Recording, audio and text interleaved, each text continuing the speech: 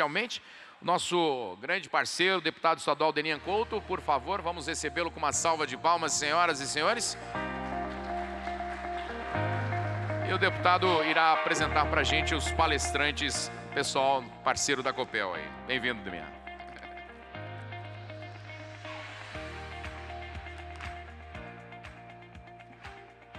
Bom dia a todos. Estamos de novo e para um momento importante demais em que nós vamos receber aqui a Copel, em que a Copel conversará conosco e eu de imediato quero, em nome da Rede Telesul, agradecer a disposição da Copel de estar aqui, de falar com os associados, de trazer o seu recado e de poder conversar com o setor tão importante. Ontem nós falamos que o setor não tem como funcionar sem a Copel. E a Copel também precisa da gente. E a Copel custa muito caro para o negócio. Então, este é o momento em que nós vamos abrir esse espaço para conversar com a Copel, e eu quero agradecer em meu nome, e tenho certeza, em nome da Rede Telesul, ao presidente da Copel, Daniel Pimentel Slaviero, e a todo o seu corpo diretivo. Quero agradecer ao diretor Alfredo Bottini, que está aqui conosco.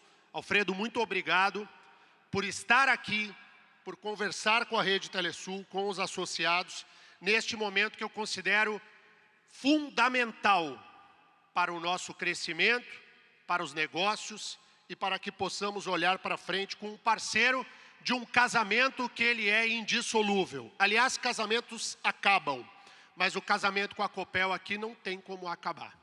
Então a gente vai ter que dar um jeito de resolver as diferenças que temos da melhor maneira possível, e a abertura ao diálogo que a Copel aceita fazer com o setor é digna de elogios. Então eu quero mais uma vez agradecer ao Alfredo Bottini e a toda a diretoria da Copel pela disposição de estar aqui com a gente essa manhã. E quero convidar ao palco, para fazer o uso da palavra, o Fernando Deprá e o Fabrício Salmazo, e eu peço que vocês os recebam com uma salva de palmas.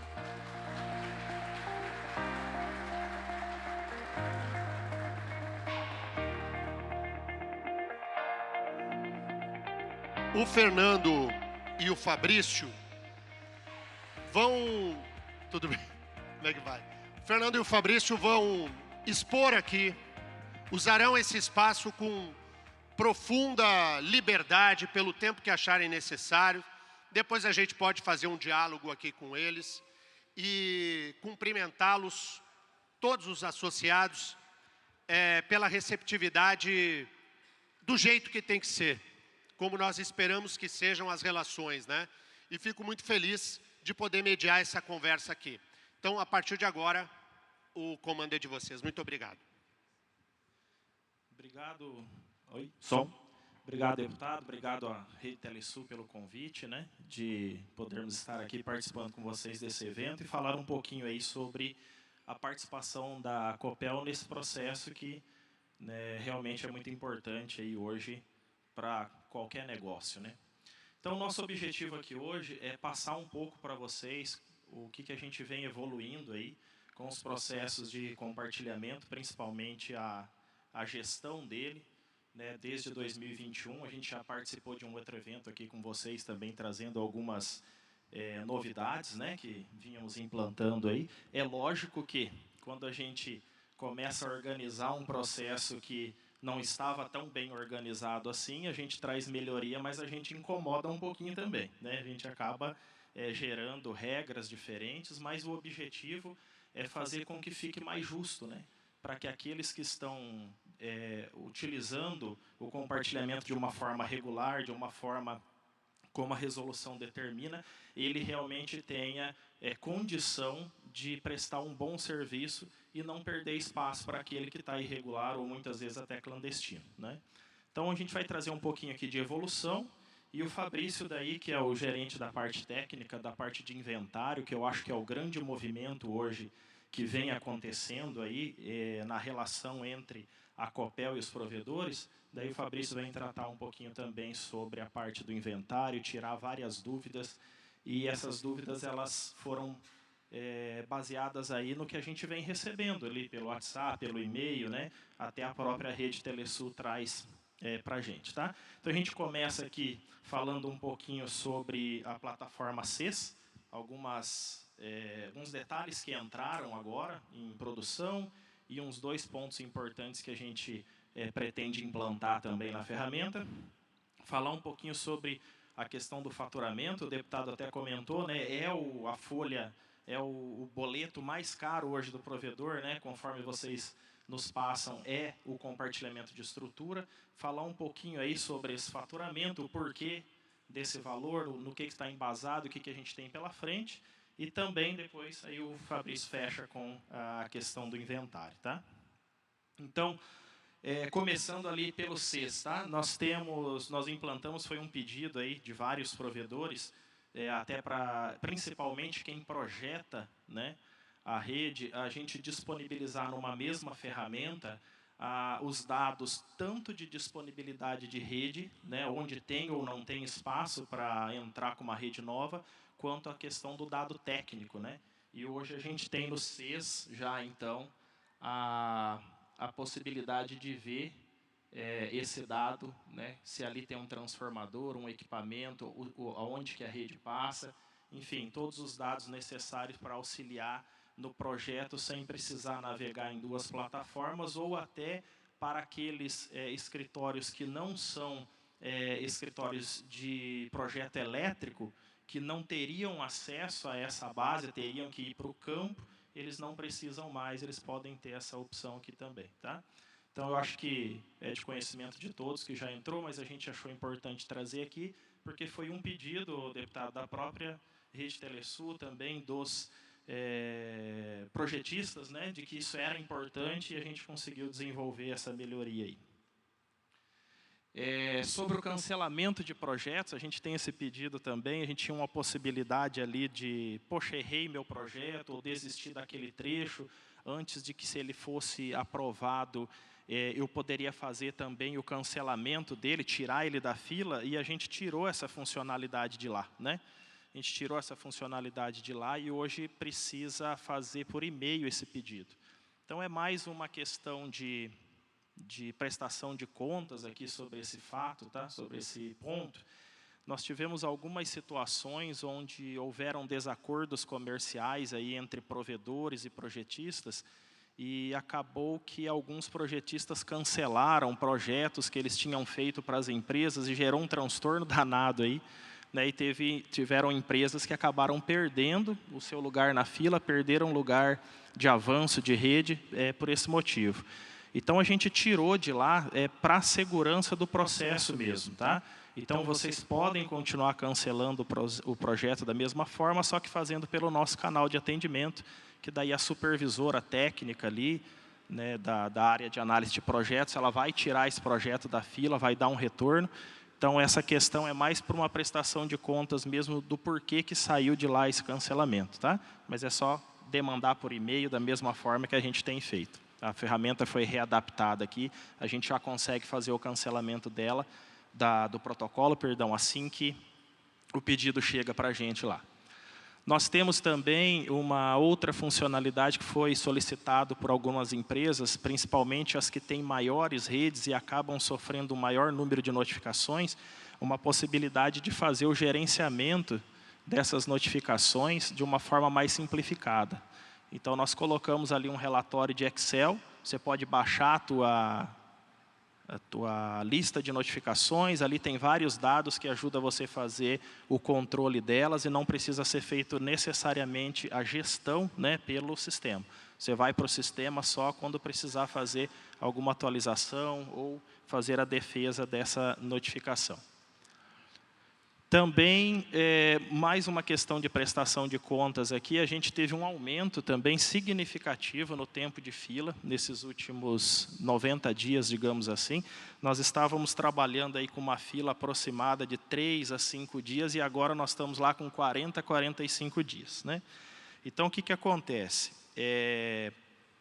Quando nós implantamos a ferramenta, a gente conseguiu dar uma agilidade muito grande no processo de análise, porque vários dos dados que se perdia tempo fazendo consulta a sistemas, o CES dava para a gente ali, tudo mastigadinho de forma muito simplificada.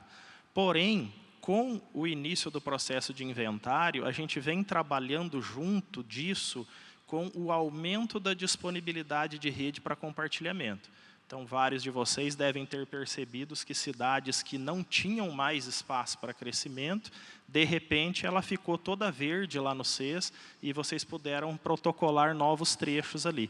Francisco Beltrão, por exemplo, aqui próximo, é um grande exemplo disso. Uma cidade que é bastante disputada, de repente, ela houve espaço para crescimento ali.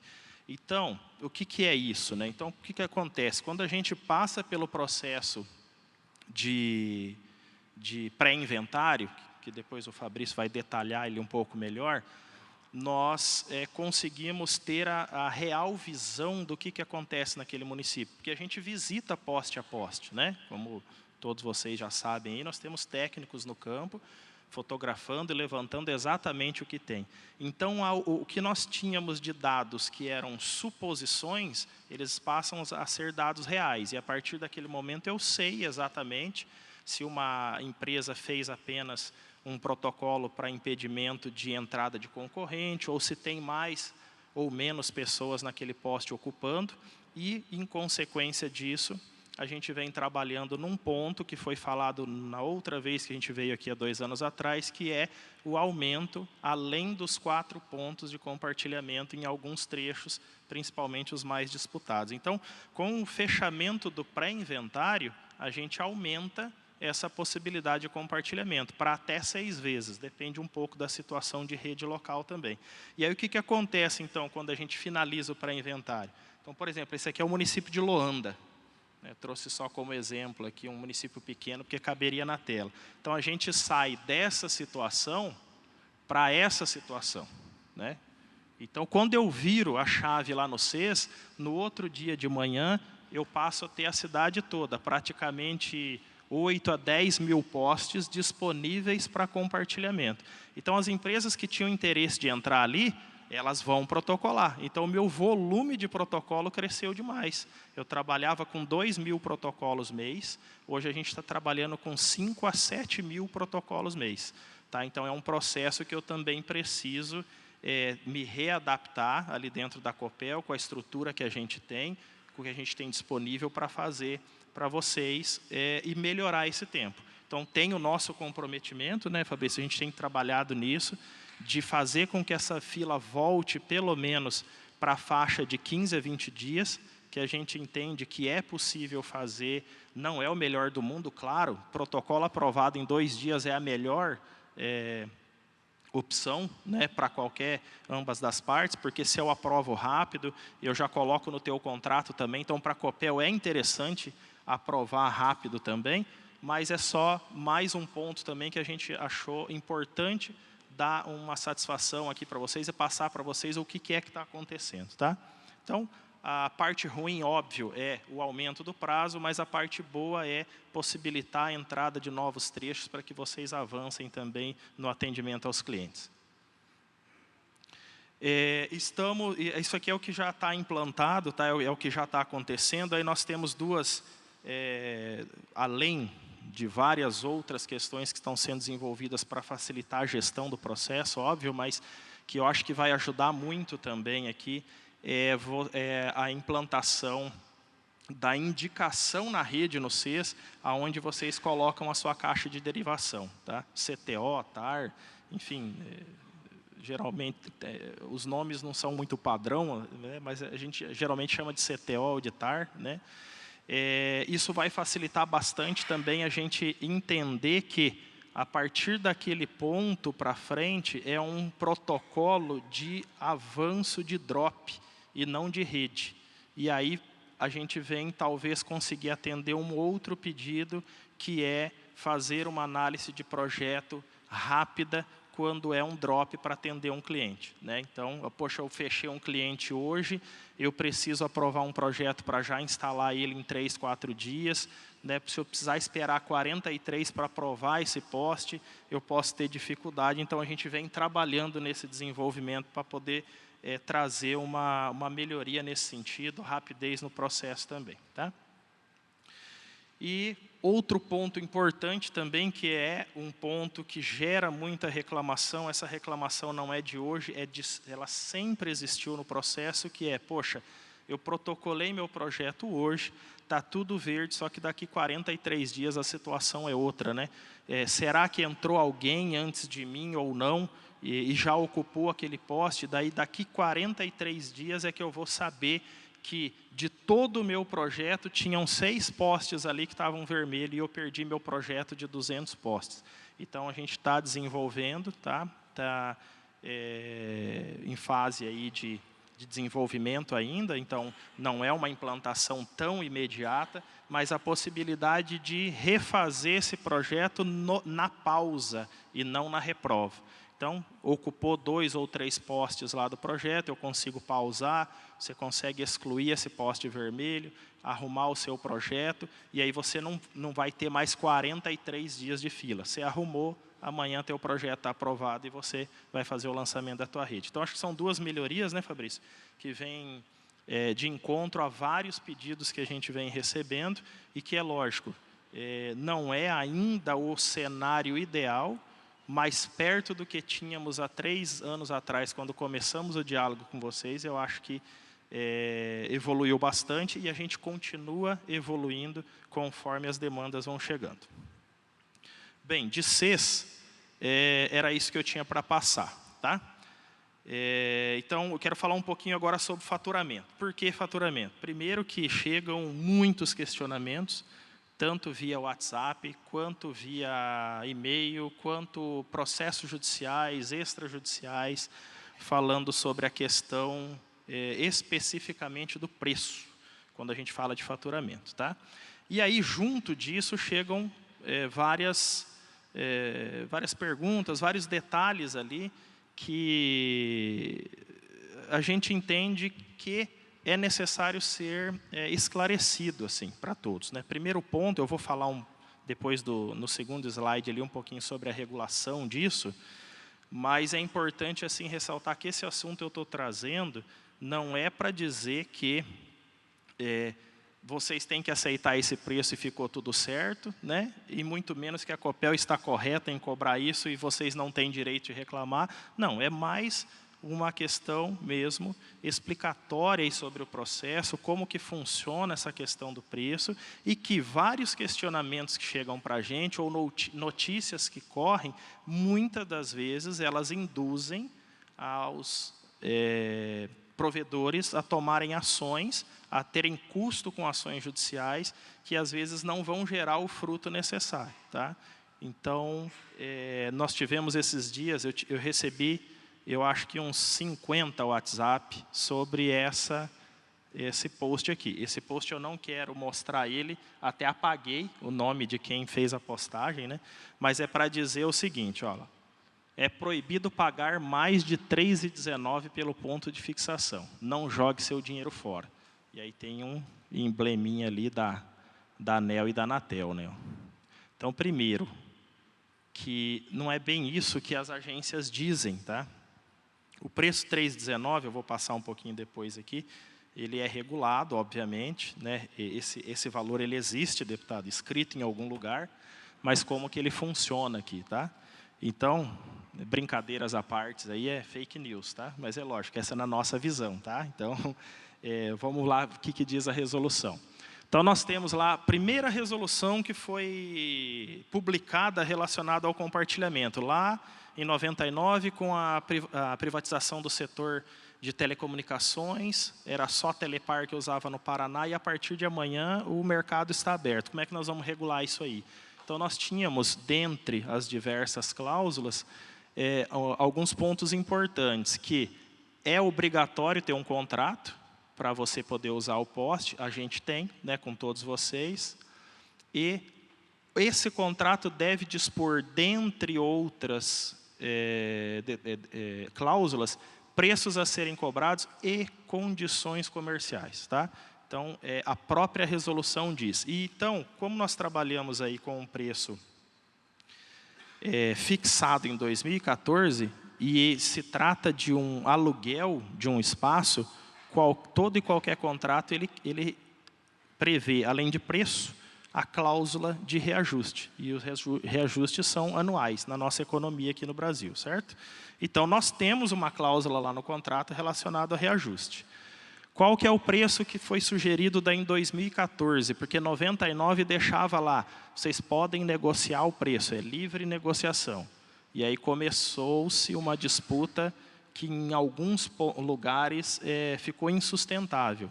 Poxa, centro de Curitiba, eu vou cobrar quanto eu quiser, porque as pessoas querem entrar ali para atender aquele público, então eu vou aproveitar da situação e vou cobrar bastante. Então, a resolução 4, ela veio estipular o preço 3,19 para aquele momento. Tá? Então, o que a Copel vem fazendo a partir de então, deputado? É pegar esse preço, 3,19, e ele reajusta ele todo ano pelo IGPM, que, naquele momento, pelo menos, era o índice mais adequado para reajuste de aluguel. Então, hoje a Copel, e aí eu digo, não pelo nosso entendimento, mas pelo entendimento judicial de diversos processos que nós já vencemos, digamos assim, segunda e até terceira instância sobre preço, que a Copel aplica sim o preço regulatório, que é o 3,19 corrigido até a data de hoje. Esse preço é alto, é baixo? Eu não tenho condição de dizer aqui, né? Não é isso que eu quero dizer aqui, né? Mas que hoje ele é o preço regulado. E que, em paralelo a isso, a ANEEL e a Anatel, né, é de conhecimento de todos, vem trabalhando na nova resolução, que ela está prestes a sair do forno aí, provavelmente esse ano, que vai reorganizar essa questão de preço. Né? Ali tem uma proposta nova de preço, um cálculo específico para cada distribuidor e para cada região onde essa distribuidora, e talvez nesse momento, sim, isso que se fala sobre ser ou não preço justo, isso venha a ser aplicado. Mas hoje, o que a Copel está fazendo, e é uma das poucas no Brasil, é aplicar o preço de regulação apenas com a correção anual. Tá? Não estou aqui para convencer ninguém, mais uma vez, mas é um esclarecimento. Então, como nós temos muitas perguntas sobre isso, deputado, eu achei importante dizer os embasamentos legais que fazem esse preço hoje estar perto de R$ 6,40 por poste. Tá ok? E eu acho que, da minha parte, era isso. Daí o Fabrício vai falar um pouquinho sobre inventário agora, um pouquinho não, vai explicar o processo todo para vocês. Eu acho importante também, né, Fabrício, porque temos bastante dúvidas nos próprios provedores, eles não entendem ainda muito bem como que funciona esse processo, então é importante que entendam, né, esse movimento aí. Obrigado. Deixa eu dominar a máquina aqui. O que isso aqui faz? Ainda não sei. Como que aperta aqui? Tentei a lupa. Ah, agora veio, ela demora um pouquinho. Pessoal, obrigado pela atenção de vocês aí, a abertura do espaço para nós podermos traçar, melhorar a nossa relação. Né? Esse é o objetivo, eu acho que o deputado muito bem falou, nós somos parceiros. Não é um casamento, né, deputado? Mas é um casamento ad eterno esse aqui, né? Então, esse é um casamento que nós temos responsabilidades que elas são divididas, né? E o objetivo nosso da Copel aqui, e a gente tem percebido, acredito que boa parte de algumas pessoas já me conheçam porque eu faço reuniões diárias, né? Que trata exatamente do fechamento do inventário. E o que a gente tem percebido? Que a comunicação é a chave da relação. Quando a gente faz um primeiro fechamento do inventário com uma empresa, ela chega com muitas dúvidas e o desenrolar dessa reunião e as explicações e os critérios que nós adotamos e aplicamos, a reunião ele sai entendendo. Muitas vezes não concordando, mas ele entende. Esse é o ponto principal. E o nosso objetivo aqui, trazer hoje para vocês, é entendimento. Por isso que nós fizemos uma apresentação mostrando todo o processo como ele funciona, porque a gente também percebe que quando se inicia uma coisa, ela vai estar meio incipiente. E ao passar do tempo, ela vai criando robustez e vai se percebendo que existe uma regra, existe um protocolo e a discussão de parâmetros não se discute na esfera administrativa. E é esse o ponto que a gente fala. Quando a gente está falando de inventário, a gente está falando de ocupação. É isso apenas, né? O direito, o quanto, aí não se discute, né? Nós somos técnicos da empresa, nós somos representantes técnicos da empresa, a gente só faz essa parte. Então, não muda. Toda reunião, ela tem o mesmo protocolo. E o que nós temos de desafio aqui, né, pessoal? Quando a gente pega e fala do inventário de redes, qual que é o cenário atual? Exatamente isso daqui, ó. Essa busca, né, de tentar, eu estou apanhando, mas vamos lá. Esta busca de tentar organizar esse emaranhado de cabos aqui, né? Uma cota que ela foi definida por lei de 5,20 metros até 5,70 metros, ou seja, 50 centímetros de utilização, e houve um crescimento desordenado por N fatores. Nós não estamos aqui na função e nem no objetivo de julgar ninguém, porque todos nós temos responsabilidade. Nós, enquanto concessionária, em fazer a fiscalização e gestão desse espaço, e de vocês que estão aqui representados pela Rede Telesul também, em fazer o correto uso da utilização. O que a gente vê, além desse excesso, né? Nesses fechamentos de inventário? Algumas situações no sentido de empresas que poderão estar se apropriando do espaço aí para fazer uma reserva de mercado, né? Mas ela pagou, ela tem direito. Então tem que cuidar, porque todo mundo sempre preza pela possibilidade de utilizar o espaço em conjunto. Então existem empresas que, de uma forma ou de outra, elas estão utilizando esse subterfúgio, mas isso é legal, não tem nada de errado, só estamos passando o que a gente tem convivido. E o nosso maior caos está aqui, ó, aquele cara que fica escondido dentro da mala, querendo passar na alfândega sem ninguém ver. Que eu tenho certeza que todos vocês aqui são o contrário, né? Que isso aí atrapalha o mercado. Então, as empresas que estão operando com rede sem autorização, ou seja, as clandestinas, este também é um foco da Copel em fazer e em combater. Qual que é o nosso principal objetivo? Eu vou fazer aqui uma comparação bem simples. Hoje eu entrei nesse espaço aqui, e quando eu entrei, se alguém perguntasse para mim, Fabrício, quantas cadeiras nós temos aqui? Eu ia dar um chute. Eu não sei, né? Agora, a partir do momento onde que nós façamos o primeiro levantamento e coloquemos aí quantas cadeiras tem, ordenemos essas cadeiras, quantas filas tem, aí fica muito mais fácil nós sabermos o que nos espera. Se coloquem no lugar da Copel, para uma empresa que nunca, até então, tinha dado atenção. Nós representamos aqui um departamento que foi criado em maio de 2021, e pegou esse baita desafio aí, ó, de procurar, né, e fazer exatamente essa equalização aqui, ó, do que eu encontro no campo do censo, de gel e de faturamento. Hoje a nossa base, até findado o primeiro ciclo de inventário, não vai estar fechado com isso, né? Eu não sei exatamente quanto que nós temos de gel, eu não sei exatamente quanto está sendo faturado cada empresa, mas o que eu sei hoje é o que eu estou levantando em campo, que a gente faz o censo. O que a gente espera, pessoal? É essa tríade perfeita. O poste que você está ocupando lá no campo, ele tem que estar na nossa base, ele está sendo faturado, né? E ele está lá. Então, essas três condições é o que a gente busca, para que isso seja adequado, né, e seja correto para todo mundo. Quando a gente pega e comenta um pouquinho da ocupação, eu acho que vale a pena trazer um pouquinho dessa segunda, essa cláusula, né, do nosso contrato, que fala assim, ó, não implica, esse contrato de compartilhamento não implica em reserva de pontos de fixação para uso futuro. Aí a gente está falando da reserva de mercado, está escrito no contrato, tá? O que mais que ele pega e fala assim, ó, a liberação de novos pontos de fixação a solicitante estará condicionada à existência de capacidade existente nos postes. Isto a gente buscou e trouxe à luz de vocês exatamente uma plataforma que ela é única no Brasil. Nós somos a primeira concessionária a criar uma plataforma online, onde as pessoas, onde os players têm acesso para saber se a nossa rede está disponível ou não, né? Então nós estamos trazendo visibilidade para vocês, nós estamos sendo transparentes com relação ao que nós temos. O que quer dizer isso, pessoal? E eu sempre falo nas reuniões, né? O conceito que a Copel pede e prega é o conceito de home passed. Se você não passa na frente do seu cliente, por favor, não venda aquele ponto. Porque senão você vai estar ocupando ou clandestinamente um local, que futuramente a gente pretende organizar melhor, né? Ou você vai cair numa reunião na qual você é classificado como revelia.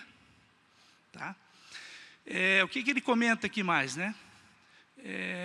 Definido por um plano de ocupação. Então, a Copel fez um plano de ocupação no qual ela disponibiliza essas informações. Pessoal, quando a gente pega e fala aqui de regularização de inventário, esse é o ponto mais crucial que nós temos, que é a discussão, seria o clímax da reunião, que é quando a gente chega, quando nós vamos ter que imputar uma multa relacionada à revelia, que está escrito no contrato assinado. Ah, Fabrício, mas o contrato ele é unilateral, o meu entendimento? Tudo bem, mas é um contrato. Tá? Então, quando a gente pega e fala que para regularização de inventário existe a penalidade, uma multa de 100 vezes o espaço, eu não estou aqui hoje querendo discutir com vocês se isso aqui é correto, se é abusivo. Não é isso. Só estou trazendo o que é o nosso contrato. E não adianta nós pegarmos e discutirmos na esfera administrativa, que é a apresentação, que é o fechamento do censo, isto a gente escuta, a gente leva para a nossa diretoria. Vocês têm absoluta certeza de tudo que a gente discute nas nossas reuniões? Eu e o Fernando, nós entregamos para o nosso departamento Alfredo Bottini, que ele tem reuniões de staff junto à diretoria da Copel, que também tem capacidade de deliberar sobre isso. Então, o que nós fazemos? Fazemos a nossa parte. O que é importante? Nós não vamos discutir se é correto, se é abusivo. Tá? O que é muito importante também, que as empresas estão confundindo algumas coisas. Estamos falando aqui de regularização de inventário. Tá? Isso é uma coisa. Tem uma outra condição que ela também é bem importante, aonde existem já liminares, né, de até desembargadores que não conhecem da normativa, que deliberaram, e aí a gente já está defendendo. Por quê? Algumas empresas confundem o que está escrito na regra do contrato, que é a questão da regularização técnica. Pessoal, só se regulariza tecnicamente uma coisa que ela está acordada, que ela está aprovada, certo?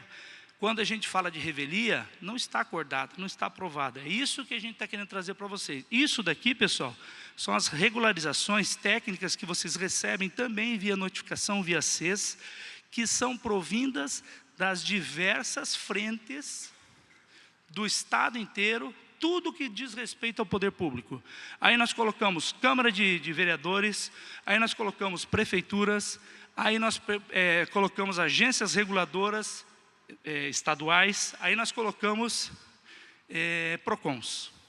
Então, esse pessoal todo nos cobra diuturnamente para que nós façamos a intermediação dessa rede, que todos vocês sabem que ela precisa de um cuidado melhor. Todos aqui sabem disso. Quando a gente vem numa feira dessa e vê uma empresa apresentando alternativas para melhorar a ordenação, quer dizer o quê? Isso é um sinal para nós, que a ordenação não está boa. E ela não está, pessoal. Mas nós não estamos aqui na posição de apedrejá-los. Esta é uma responsabilidade compartilhada. Isso é importante vocês entenderem. Então, todas as ações, quando nós damos um prazo aí de 15 dias, e não damos prazo de 15 dias, nós damos um prazo de 30 dias, que nós entendemos que 15 dias pode ser um prazo exíguo, a gente pede para que vocês se organizem, né, e façam a parte de vocês. Por que nós estamos pedindo isso daqui? Porque a prefeitura está batendo na nossa porta todo dia. Né? Quando não vem o prefeito, vem um chefe da Casa Civil, aí de repente vem uma associação de prefeituras, que nós temos algumas no estado, né? E por que não até o deputado, né? Que eu tenho certeza que na nossa conversa, quando nós tivemos, ele falou, isso é uma bagunça, nós temos que fazer alguma coisa. Isso é de entendimento comum, né? Então, quando a gente pega e dá um prazo para regularização, é no sentido, vai lá, nos ajude, me ajuda eu te ajudar.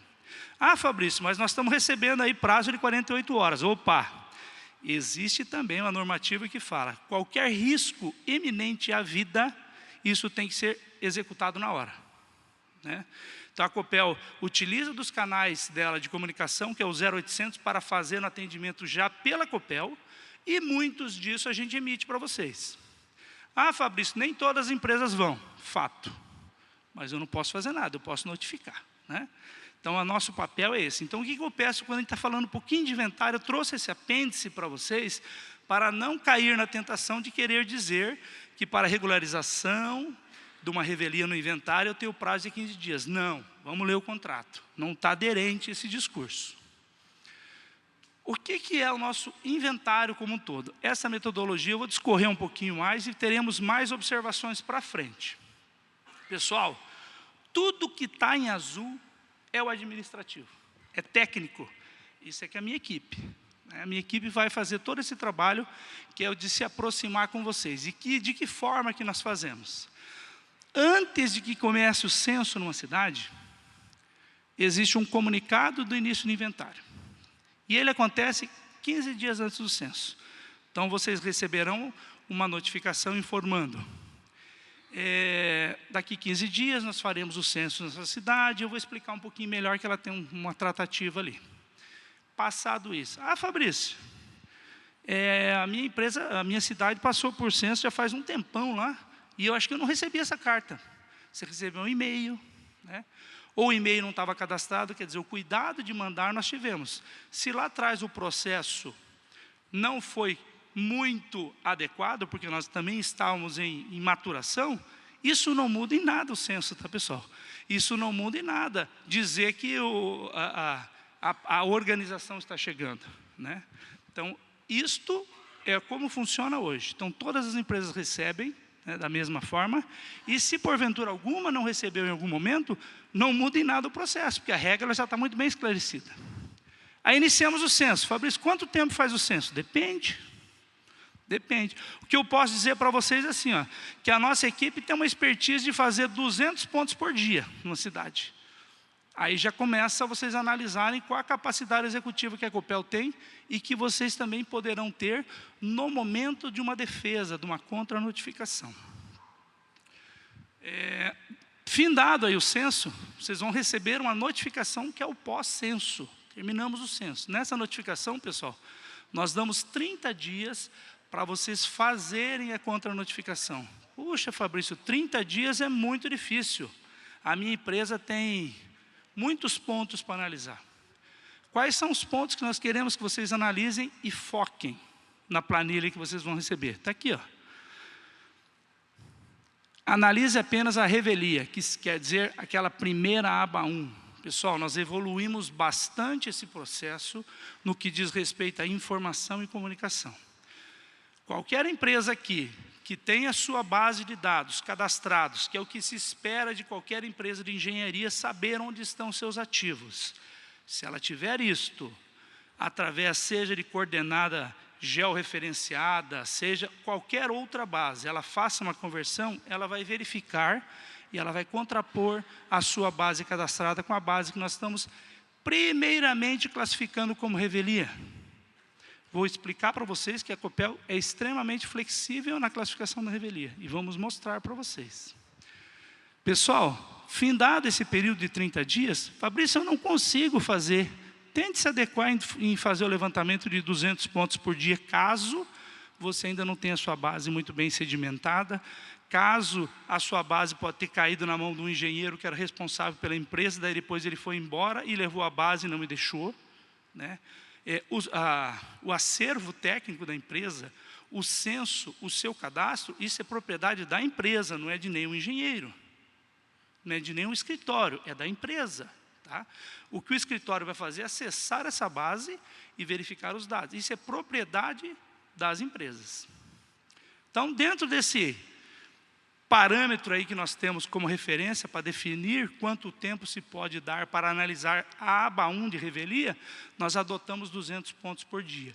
Isso é perfeitamente execuível. Se a nossa equipe da Copel faz 200 pontos ao dia, levantando todas as empresas, é possível vocês levantarem só a empresa de vocês. Tem mais um ponto que também era objeto, até ontem, diria, né, de discussão. Fabrício, mas vocês estão colocando lá que tem que colocar comprovação fotográfica de tudo. Mudamos, pessoal. A Copel mudou. A Copel está flexibilizando. Tira foto só da CTO, manda para nós. porque nós temos as fotos. Qual que é a dificuldade? Eu não tenho vergonha nenhuma para dizer para vocês. Nós tirávamos uma foto da estrutura, ela estava igual aquela inicial lá, né? Muitas sem plaqueta. Aí você tirava uma igualzinha e falava, eu não estou aqui. Como que ia provar? Tem plaqueta. Tudo sem placa, como que eu vou fazer? Né? Então, nós falamos que está sendo infrutífero esse trabalho, é um desgaste, né? Onde eu estou dizendo que você está por outras formas de analisar que eu vou apresentar para você, e você está dizendo que não. Então, beleza, mas uma CTO, essa é bem evidenciada, né? Então, isso é importante. Então, a gente prestem bem atenção nessa análise da contra-notificação, estamos retirando a quantidade de fotos, só vamos colocar as postes CTOs.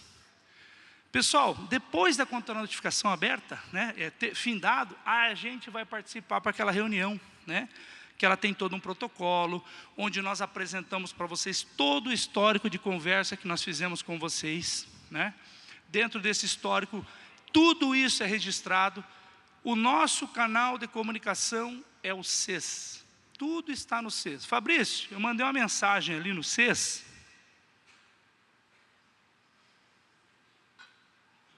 E ninguém me respondeu. Pode mandar uma mensagem para mim, a gente verifica. Conversa com a equipe. Também vamos disponibilizar os contatos das nossas equipes de análise de inventário. Pode conversar. Só não se esqueçam, pessoal, quem lê uma mensagem no celular é uma pessoa.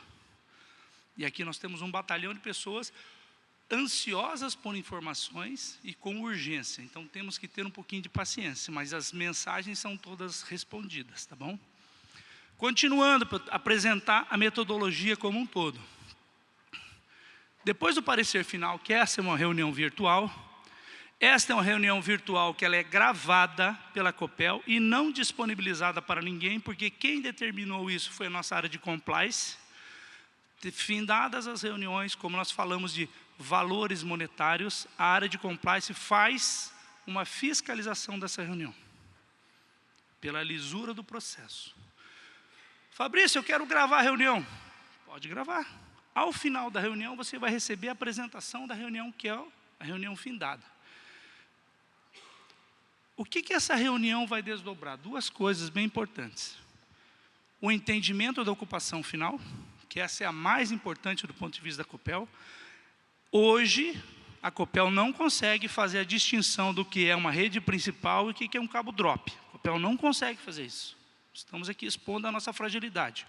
O nosso sistema não tem capacidade de fazer isso daí, essa distinção. Mas existe uma norma, uma resolução que ela fala de ocupação. Então, é aí onde nós estamos nos apegando. A nossa norma, ela pega e fala que a ocupação ela é permitida num ponto de fixação em até 65 milímetros de ocupação, o diâmetro.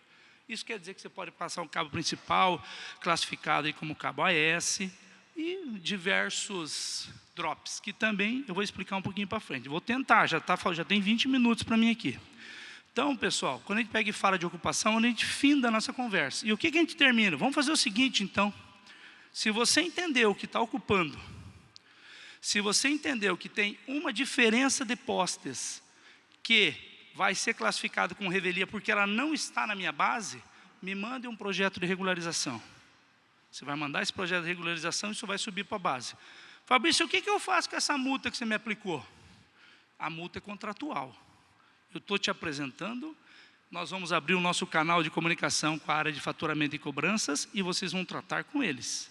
Mas do ponto de vista técnico, a gente finda aqui, né? Quando que eu vou receber isso daqui?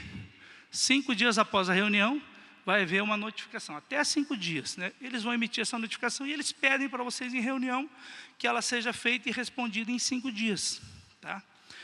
Basicamente, esta é a metodologia. Espero que tenham entendido a metodologia, acredito que boa parte de vocês não conheciam essa metodologia, que ela é bem simples. A Copel apresenta uma planilha com todas as coordenadas georreferenciadas, ela diz para você na aba 1, isto está classificado como revelia. O que você vai fazer? Vai buscar no seu acervo. Existem protocolos que porventura estavam aprovados e não foram considerados? Existem. Existem projetos que antigamente, antes de maio de 2021, eram apresentados nos 16 estabelecimentos de projetos e obras esparramados no Paraná, por 16 gerentes com 16 analistas diferentes? Existe. Pode ter ficado na gaveta? Pode. Mas aquele protocolozinho que foi feito de abertura, ele vai ter uma resposta, aprovado ou reprovado. Isso a gente analisa. A Copel leva em consideração todos esses dados. Então, findado isso, termina a questão da multa e aonde vocês vão tratar com um outro departamento da Copel que cuida disso. Pessoal, explicações rápidas aqui, tá? O comunicado de início de inventário, é essa carta que vocês vão receber. Aqui nós estamos discorrendo sobre toda a legislação. Lei, resolução, norma técnica e contrato. Está escrito aqui. Então, tudo o que a Copel faz está embasado nisso daqui. O que mais que a gente pega e fala? E a gente pede assim, uma extrema atenção para que vocês também não sofram nesse processo. Está aqui, ó. Cumpre nos informar que essa companhia fará o trabalho de inspeção de conferência em todos os postes de saneamento de rede de telecomunicações compartilhadas nesse município. Solicitamos dessa forma atenção especial nos seguintes requisitos. A ausência de placa de identificação, isso é normativo. Todo poste tem que ter placa de identificação, pessoal. Não é realidade? Não é realidade. Atualização das plaquetas no caso de compra e venda e transferência de pontos. Imagina fechar um inventário onde começou com uma empresa, essa empresa vendeu para outra, que vendeu para outra, que vendeu para outra. Sempre vai ter uma ponta solta nessa conversa. E a gente faz todo um trabalho prévio para tentar resolver isso aí. Instalações de rede sem a devida aprovação de projetos. Acontece? Acontece. Né? Tem empresas que não chega a 5% de discrepância. Legal. Tem bastante empresa assim. Mas, em contrapartida, tem outras empresas que chegam a 60% do parque. Imagina uma empresa que esteja ocupando lá em 2.000 pontos na cidade e 1.000 pontos estão à revelia. Como é que vai ser essa reunião? Nem um pouco amistosa. Por isso que nós somos extremamente protocolares com relação às nossas regras.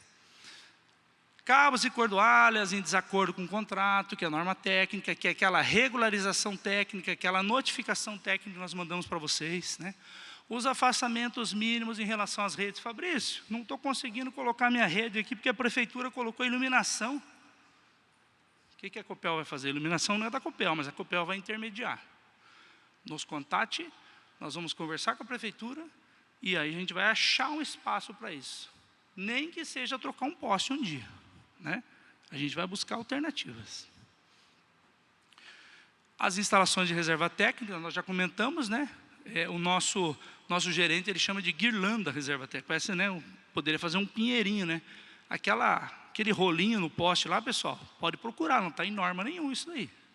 Existe um procedimento para se fazer uma reserva técnica que ela é normalizada para isso, é o 8, tá? Está na norma. Nós ainda não atacamos. Começamos no início com isso e tiramos o pé. Né? Tem bastante rolinho esparramado por aí. Então, a gente pede encarecidamente aos senhores instaladores que comecem a adequar a rede conforme a norma técnica da Copel. Aí chegamos no inventário. Rapaz, tem que fazer todo um refino desse tratamento de dados aí. Nós buscamos a nossa base georreferenciada, nós buscamos essa base de faturamento, nós começamos a analisar fulano que vendeu para cicrano, que vendeu para beltrano, e assim nós vamos. Findada essa etapa, a gente vai para a próxima, né? Que é o levantamento do censo. Né? Aí nós temos uma equipe que faz o levantamento, fotografa todas as estruturas, identifica as estruturas, em algumas condições também já faz até vistoria por drone. Já estamos implementando essa tecnologia na Copel também. Depois desse pós-censo, vocês vão receber exatamente esta carta, que é onde eu falei bastante para vocês. Aonde nós temos nas abas da planilha a identificação do que nós identificamos na nossa base, o que não está na base e o que vocês têm que olhar. Vou repetir novamente. Quando se analisa o inventário, o que se olha prioritariamente, pessoal? A aba 1. É ali que tem que focar. Na nossa carta, ele fala que poderão acarretar multa. Então, às vezes, as pessoas ligam para mim e ficam falando que você está me multando. Eu falei, não, estou te mandando uma carta dizendo que você poderá receber uma multa. Poderá, não quer dizer que vai. Tá? E esse valor é o valor estimado dentro daquela revelia que nós apresentamos, multiplicado pelo seu ponto. Pessoal, o que é muito importante e também é objeto de discussão? É permitido continuar projetando no CES em locais que não são objetos de análise de inventário, ou seja, em pontos que não estão no anexo 1, na planilha do anexo 1. Por quê, pessoal? Se eu já levantei, se eu identifiquei em campo que está revelia, que não tinha projeto, eu apresentei para você, busquei no meu acervo técnico, não tem nenhum projeto, você não projete no CES. Nós tivemos a infeliz ideia de querer bloquear o CES durante um censo. Só que um censo não se acontece em 1, 2, 3, 4, 5 dias. Mês, 2 meses, né? Então, o que nós fizemos? Vamos deixar aberto e vamos deixar a consciência das empresas. Daí o que acontece? Puxa, mas eu estou lá no CES, ele está regular. Eu sei, só que lá no CES eu sei quando que você tentou regularizar esse ponto. Porque você pegou e está aberto para continuar a expansão da sua empresa e nós não temos interesse nenhum em bloquear a operação de ninguém aqui. Tá?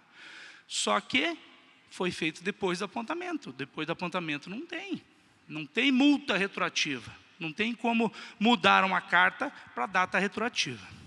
Então, isso a gente manteve, abriu mão disto. Tá? Porque se vocês olharem, qualquer empresa que faça um inventário, ela fecha as portas, não entra e não sai nada. Nós não conseguimos fazer, tem que fazer com a máquina andando. Esse é o nosso maior desafio enquanto Copel.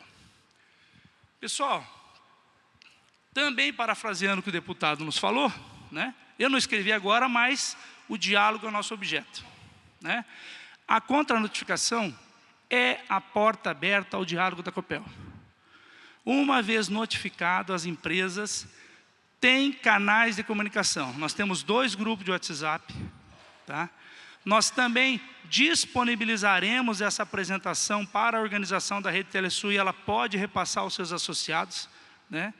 Então, é importante. Reitero o que eu já comentei. Cada número de WhatsApp é uma pessoa que atende. Trate com essas equipes quando você precisar tratar de contranotificação. Tá? Não fique fazendo perguntas que não tem nada a ver do processo. Eu entendo que todo mundo merece atenção, só que nós somos um contra todos. Né? Tá quase o filme do 300 aqui, só coragem. Né? Então, é um desafio bastante grande. Para vocês terem noção, talvez esse número vocês não saibam, mas nós já temos 900 contratos, em torno de 900 e poucos contratos no estado do Paraná. Então, quer dizer que tem 900 empresas, parceiros de vocês comerciais, que interagem com uma única só, que é a Copel. Ah, Fabrício, a Copel é grande, ela se vira. Sim, nós estamos nos virando, dentro dos prazos regulatórios, tentando melhorar a condição da aprovação de projeto, tentando melhorar a condição do que a gente é demandado por vocês. Estamos fazendo isso com muito trabalho, né? A duras penas, mas sim. Mas o mais importante é vocês entenderem que a contranotificação, lá no sistema CES tem um izinho, tem uma pessoa que cuida disso, não atendeu, não está resolvendo, tem o meu grupo de WhatsApp, por quê? Eu duvido quem que não tem o meu contato aqui. Por que eu digo isso? Eu faço parte de todos os grupos de compartilhamento que tem no estado do Paraná.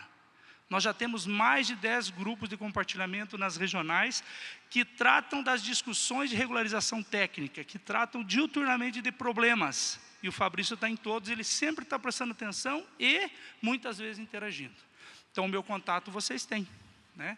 Se precisar, busque com alguém, pode perguntar aqui, fala com o Benê, pode falar com o Elton, ele passa, não tem problema, eu converso. Só que talvez não esteja disponível o tempo todo, mas num dado momento eu vou respondê-los, tá bom? Continuando então. Pessoal, o que a gente espera de vocês quando vá fazer uma contranotificação? Lembrando, focando na revelia, focando na aba 1. Então, tudo que a Copel identificou como revelia, busque todos os projetos que são dessas coordenadas, que estão georreferenciadas, que estão ali numa planilha, e que você diz assim, ocupo, não ocupo, tenho projeto, não tenho projeto. Ela já veio até pré-preenchida. Porque aconteceu também das pessoas falarem, puxa, eu não sei o que eu respondo. Daí nós começamos a melhorar essa organização no seguinte sentido, De fato, vamos facilitar.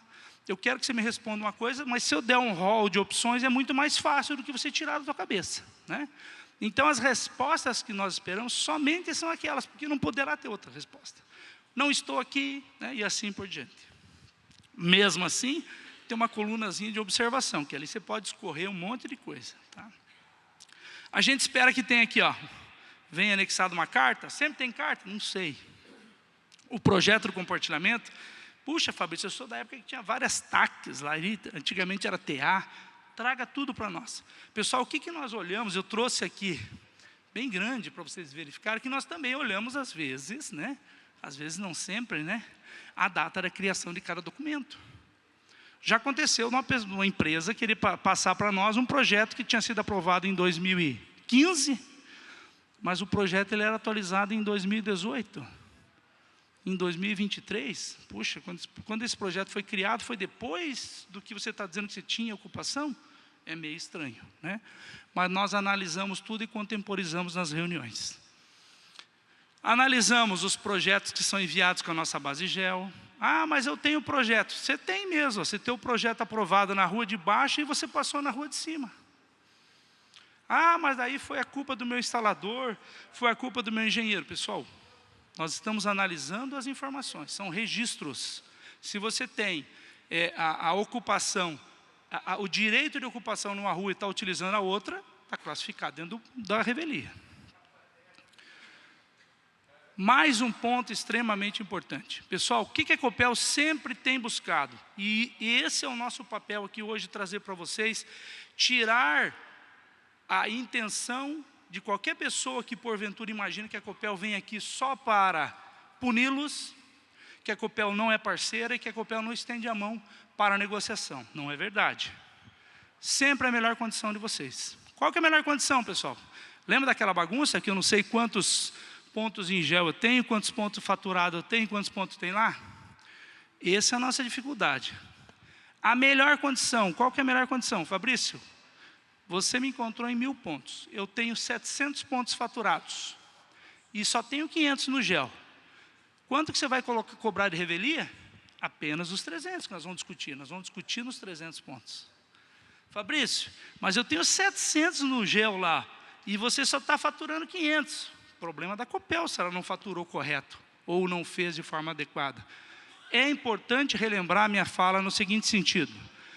Conforme eu conversei, já falei para os senhores e senhoras aqui presentes. Nós tínhamos 16 fontes de entrada na Copel. E essas 16 fontes de entrada tinham um procedimento que não era padronizado, no qual recebia-se o projeto, analisava-se o projeto, disparava um e-mail para outro departamento para que esse projeto fosse cadastrado na base GEL e disparava-se um projeto também para outro departamento para que esse projeto fosse que ele subisse para o faturamento. Hoje, na nossa plataforma CES, uma vez aprovado o ponto, isso acontece de forma automática. Tá? Então, é importante vocês entenderem. Então, esta melhor condição sempre vai acontecer. A menor diferença é o que nós vamos tratar. Isso já diminui bastante. Existe também um outro ponto, que é uma flexibilização que nós fizemos. O entendimento, inclusive com uma reunião presencial lá na cidade de Curitiba. O pessoal da Rede Telesul foi lá e nos trouxe essa demanda e falou, puxa, vocês precisam fazer alguma coisa no sentido de entendimento de drop. E o que a Copel pegou e fez? Primeiro é importante ressaltar que não existe nenhum documento normativo da Copel. Se alguém tiver esse documento, nos apresente, por gentileza, que quem sabe nós vamos mudar, né? Dizendo que não se paga drop. Norma não fala de cláusulas e contratos financeiros, comerciais. Norma é norma. E nós buscamos o que nós tínhamos numa norma antiga. A mais antiga que nós tínhamos, que fazia referência a isso. Pessoal, nós estamos falando aqui nesse texto de ordenação de rede. O que a concessionária está falando? Desde lá da época da Telepar, quando utilizava o FE lá, os fios externos, né? Desde essa época, o que se falava? Construa uma rede principal, né? Findada, que ela termina numa caixa, que a gente chama de TAR, Terminal de Acesso à Rede, e vocês chamam de CTO e outras nomenclaturas de mercado. Findada essa rede principal, avance até 100 metros só. Tá? Aí o que a Copel pensou? Cara, 100 metros não vai ser fácil. Como que nós vamos colocar 100 metros? Não, nós vamos fazer uma relação na qual ela seja valiosa. Qual é o vão médio de uma rede urbana da Copel? De 35 a 40 metros. Isso é normalizado já, esse número. Tá? Então, se nós pegarmos e multiplicarmos a relação que nós falamos, que são 3 postes, 3 ocupações, que nós vamos flexibilizar como entendimento de drop, por 35 ou por 40, vai passar de 100. Fabrício, mas tem um caso aqui que é 99, amigo. Um caso é 99. Tem muitos outros que são muito mais de 100. Nós não estamos tratando em metro. Nós estamos tratando em cima de uma regra. Tá? Então, o que nós colocamos aqui? Não passar mais do que 10 fios drop por ocupação, né? E não estender acima de 100 metros, que nós traduzimos nessa nossa regrinha aqui, ó, que é essa daqui, que é a flexibilização do entendimento do drop. Até a partir de uma rede aprovada. Está aprovado. Está constatado que está aprovado. E dali para frente, você não conseguiu trazer nenhuma evidência técnica de ocupação, não trouxe um projeto, não trouxe um protocolo, a gente vai aplicar esse conceito. Desculpe. Esse conceito de ocupação. Fabrício, mas 4 postes, por que você é tão inflexível? Você não, a Copel, né? Por favor. Por que a Copel é tão inflexível aí na questão de não permitir até o 4º poste? Pessoal, vou dar um exemplo para vocês. Todo mundo já passou numa estrada aí onde tem obra, né?